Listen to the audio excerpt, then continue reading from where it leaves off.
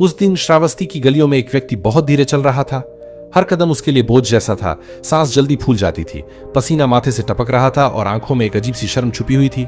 लोग उसे देखते, कुछ मुस्कुराते, कुछ फुसफुसाते। उसका नाम आनंद नहीं था, पर जीवन में आनंद नाम की कोई चीज भी नहीं बची थी। वो बचपन में बहुत फुर्तीला था, दौड़ता, खेलता, हंसता, पर वर्षों बीते, काम बढ़ा, चिंता बढ़ी और खाने का तरीका बदलता गया। भूख से नहीं, मन से खाने लगा। दुख हुआ तो खाया, अकेलापन आया तो खाया, रात में नींद नहीं आई तो खाया। शरीर फैलता गया और मन सिकुड़ता गया। एक दिन वो बुद्ध के संघ के पास पहुंचा। उसने सुना था कि वहां रोगों का इलाज औषधि से नहीं, समझ से किया जाता है। वो बुद्ध के सामने बैठा। बुद्ध ने उसकी ओर देखा। आंखों में करुणा थी, जिज्ञासा नहीं। बुद्ध ने न उसके शरीर को देखा, न उसके पेट को। उन्होंने उसकी सांसों को सुना, उसके बैठने के ढंग को देखा, उसकी थकान को महसूस किया। कुछ देर मौन रहा।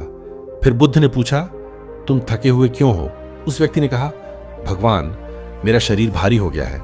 लोग कहते हैं मैं मोटा हो गया हूं। मैं चल नहीं पाता, बैठ नहीं पाता, जी नहीं पाता। बुद्ध मुस्कुराए। क्या शरीर भारी है या मन? वो चुप हो गया। यह सवाल उसने कभी खुद से नहीं पूछा था। बुद्ध बोले, बताओ, तुम कब खाते हो? उसने कहा, जब भूख लगती है, और कई बार तब भी जब भूख नहीं लगती। बुद्ध ने कहा, यही पहला बंधन है, जब मन भूखा हो और शरीर को खाना दिया जाए। फिर बुद्ध ने एक कथा सुनाई। उन्होंने कहा, एक बार एक भिक्षु था। वो दिन में केवल एक बार भोजन करता था, पर उसका शरीर फिर भी भारी रहता था। वो मेरे पास आया और बोला, भगवान, मैं नियम का पालन करता हूं, फिर भी शरीर साथ नहीं देता। मैंने उससे पूछा, जब तुम खाते हो तब क्या करते हो? उसने कहा, मैं सोचता हूं, बीते कल के बारे में, आने वाले कल के बारे में। मैंने कहा, तुम भोजन नहीं कर रहे, तुम विचारों को खिला रहे हो। बुद्ध ने उस व्यक्ति की ओर देखा और बोले, जब तुम खाते हो तब केवल खाओ, न पछतावा खाओ, न डर खाओ, न लालच खाओ। फिर बुद्ध ने उसे एक सरल अभ्यास बताया। उन्होंने कहा, कल जब भोजन करो तो पहला कौर उठाने से पहले 3 सांसें लेना। पहली सांस, ये शरीर जीवित है। दूसरी सांस, ये भोजन प्रकृति का उपहार है। तीसरी सांस, मैं आवश्यकता से अधिक नहीं लूंगा। उस व्यक्ति ने पूछा, क्या इससे मोटापा कम होगा? बुद्ध ने कहा, पहले अज्ञान कम होगा, मोटापा उसके बाद अपने आप ढीला पड़ेगा।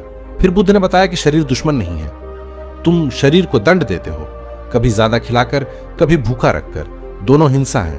उन्होंने कहा, मध्य मार्ग केवल साधुओं के लिए नहीं, शरीर के लिए भी है। बुद्ध ने उसे समझाया कि पेट केवल आधा भरना चाहिए, 1/4 पानी के लिए और 1/4 खाली सेंस के लिए। उन्होंने कहा, जो पेट को पूरा भरता है वो प्राण को जगह नहीं देता। उस व्यक्ति की आंखों में आंसू आ गए। उसे पहली बार लगा कि कोई उसे ताने नहीं दे रहा, समझा रहा है। बुद्ध ने आगे कहा, रात का भोजन सूरज के साथ सोना चाहिए। जब प्रकृति विश्राम करती है तब शरीर को भी करना चाहिए। फिर बुद्ध ने चलने की बात की। तेज चलना नहीं, जागरूक चलना। हर कदम को महसूस करो, पैर धरती को छुए, मन वर्तमान को। उन्होंने कहा, अगर तुम रोज 40 मिनट भी ऐसे चलोगे तो शरीर से पहले मन हल्का होगा। उस व्यक्ति ने पूछा, और मिठास? बुद्ध मुस्कुराए। मिठास जीव की नहीं, जीवन की खोजो। उन्होंने कहा, जब जीवन फीका लगता है तब आदमी मीठा खाता है। जब जीवन अर्थपूर्ण होता है तब सादा भोजन भी अमृत लगता है। बुद्ध ने उसे ध्यान सिखाया, सेंस पर ध्यान। जब भूख लगे पहले पूछो, ये पेट की है या मन की? कई बार भूख गायब हो जाएगी। समय बीता। वह व्यक्ति रोज संघ के पास आने लगा। धीरे धीरे उसका चलना बदल गया। खाने की मात्रा नहीं, खाने की चेतना बदली। लोगों ने देखा, वजन धीरे धीरे घटा, पर उससे भी पहले उसकी आंखों का बोझ कम हुआ। एक दिन उसने बुद्ध से कहा, भगवान, अब लोग कहते हैं मैं बदल गया हूं। बुद्ध बोले, न शरीर बदलता है न आत्मा, केवल अज्ञान पिघलता है। उस दिन उस व्यक्ति ने समझा, मोटापा केवल शरीर की समस्या नहीं थी, वो अधीरता थी, अचेतन जीवन था और स्वयं से दूरी थी। और जब वो स्वयं के पास लौटा तो शरीर ने भी बोझ छोड़ना शुरू कर दिया।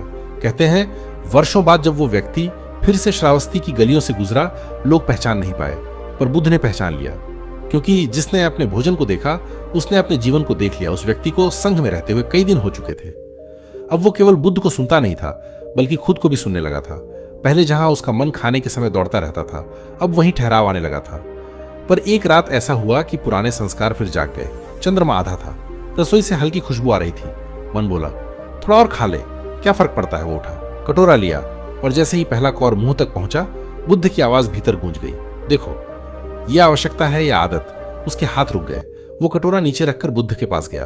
बुद्ध ध्यान में बैठे थे। उन्होंने आंखें खोली और बिना कुछ पूछे बोले, आज मन भारी है। वो व्यक्ति टूट गया। बोला, भगवान, शरीर तो हल्का हो रहा है, पर मन बार बार पुराने रास्ते पर क्यों लौटाता है? बुद्ध ने जमीन से एक सूखा पत्ता उठाया। ये पत्ता गिरा क्यों? वो बोला, क्योंकि समय आ गया था। बुद्ध बोले, आदतें भी ऐसे ही गिरती हैं, पर तुम उन्हें पकड़ कर रखते हो। फिर बुद्ध ने उसे एक और कथा सुनाई। उन्होंने कहा, एक राजा था, उसके पास बहुत भोजन था, पर उसे कभी तृप्ति नहीं मिली।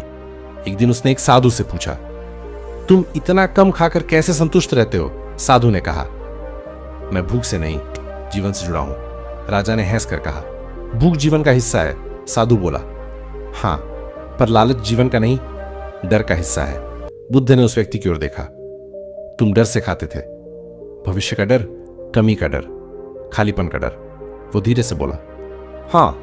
बुद्ध ने कहा, जो डर से खाता है वो शरीर में नहीं, स्मृतियों में जमा करता है। फिर बुद्ध ने उसे सिखाया कि भोजन केवल पेट में नहीं जाता, वो स्मृति में भी जाता है।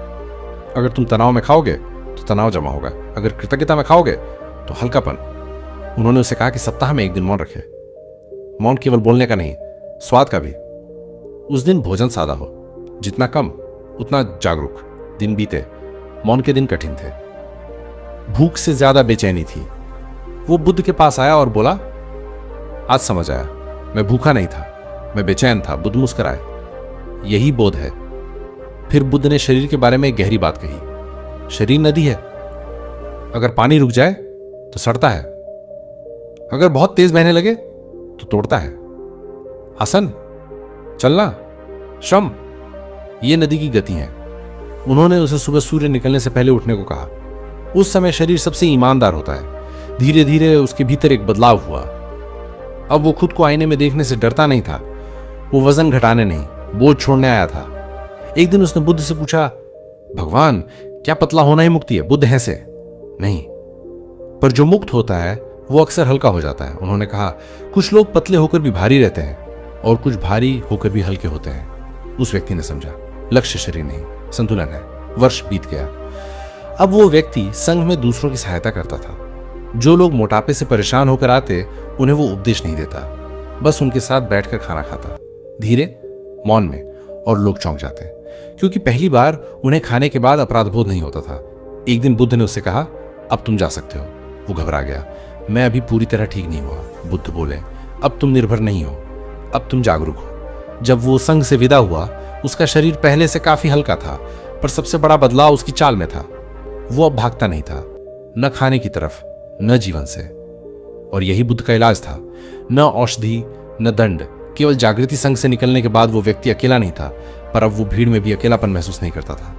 पहले अकेलापन उसे खाने की ओर खींचता था, अब वही अकेलापन उसे भीतर देखने की जगह देता था। रास्ते में चलते हुए उसने देखा, एक सराय के बाहर लोग बैठे हैं, भारी भोजन, हंसी, शोर। कुछ समय पहले तक वही दृश्य उसे भीतर से बुलाता था। आज उसने बस देखा और आगे बढ़ गया। उसे आश्चर्य हुआ, मैं रुका क्यों नहीं? उसी क्षण उसे बुद्ध की बात याद आई, जब इच्छा को देखा जाता है वो कमजोर हो जाती है। गांव पहुंचकर उसने पुराने मित्रों को देखा, वही बातें, वही आदतें, वही रात का भारी भोजन। उन्होंने उसे देखकर कहा, अरे तू तो बदल गया, अब ठीक से खाता भी नहीं। वो मुस्कुराया, अब मैं खाता हूं, पहले खाया जाता था। रात में वो अपने पुराने घर में लेटा, वही दीवारें, वही छत। शरीर हल्का था, पर स्मृतियां भारी थीं। बचपन की भूख, कमी के दिन, वो समय जब थाली पूरी न होने का डर था। अचानक उसे समझ आया, उसने कभी ज्यादा इसलिए नहीं खाया क्योंकि स्वाद अच्छा था, उसने ज्यादा इसलिए खाया क्योंकि भीतर डर था कि फिर कभी न मिले। सुबह होते ही वो इस बोध के साथ बुद्ध के पास पहुंचा। बुद्ध ने कुछ नहीं पूछा, बस कहा, आज तुमने जड़ को छुआ है। वो बोला, भगवान, क्या मोटापा पुराने डर की परछाई है? बुद्ध ने कहा, शरीर स्मृति रखता है, जो मन भूल जाता है शरीर याद रखता है। फिर बुद्ध ने उसे और गहरी बात बताई, कुछ लोग जन्म से ही भारी प्रवृत्ति लेकर आते हैं, ये दोष नहीं है, ये कर्म का भार है। वो चौंका, तो क्या ये पिछले जन्मों से है? बुद्ध बोले, हर वो आदत जो बिना कारण चलती रहे वो पुरानी होती है। फिर उन्होंने उसे एक ध्यान सिखाया जो पहले कभी नहीं बताया था। उन्होंने कहा, रात को सोने से पहले पेट पर हाथ रखो, सांस को वहां तक जाने दो और मन ही मन कहो, मैं तुम्हारा शत्रु नहीं हूं। बहुत से लोग अपने शरीर से लड़ते हैं, लड़ाई में वजन घट सकता है पर शांति नहीं आती। दिन बीतते गए, उस ध्यान से कुछ अजीब होने लगा। कभी कभी बिना खाए ही पेट भरा भरा लगता, कभी थोड़ा खाकर भी संतोष हो जाता। एक दिन उसने बुद्ध से पूछा, क्या शरीर भी सुनता है? बुद्ध बोले, शरीर पहले सुनता है, हम बाद में समझते हैं। फिर बुद्ध ने भोजन से आगे की बात की, अतिरिक्त वजन केवल खाने से नहीं आता, अधूरा जीवन भी जमा होता है। उन्होंने पूछा, तुम क्या टालते रहे? वो चुप हो गया। वो जानता था उसने अपने सपने टाले थे, अपने क्रोध को दबाया था, अपने दुख को शब्द नहीं दिए थे। बुद्ध ने कहा, जो रोया नहीं वो खाता है, जो बोला नहीं वो निगलता है। उस दिन वो बहुत रोया, न पेट से, आंखों से। उस रोने के बाद कुछ और पिघला। अब उसका चलना और धीमा हो गया, धीमा पर स्थिर। एक दिन एक बहुत मोटा व्यक्ति बुद्ध के पास आया। वो परेशान था, टूट चुका था। बुद्ध ने उस पुराने शिष्य की ओर देखा और कहा, तुम इसे एक दिन भोजन कराओ। उस दिन तीनों चुपचाप बैठे। खाना सादा था, कोई सलाह नहीं, कोई नसीहत नहीं। भोजन के बाद वो मोटा व्यक्ति बोला, आज पहली बार लगा कि मैंने जरूरत भर खाया। बुद्ध मुस्कुराए। जब तुम किसी ऐसे के साथ खाते हो जो जागरूक है तो जागरूकता बांट जाती है। उस क्षण वो व्यक्ति समझ गया, उसका रोग ही उसका मार्ग बन गया था। सालों बाद लोग कहते थे, वो आदमी जिसने मोटापे से मुक्ति पाई। पर वो खुद जानता था मुक्ति मोटापे से नहीं, अचेतनता से मिली थी। उसका शरीर अब भी परिपूर्ण था, पर बोझिल नहीं।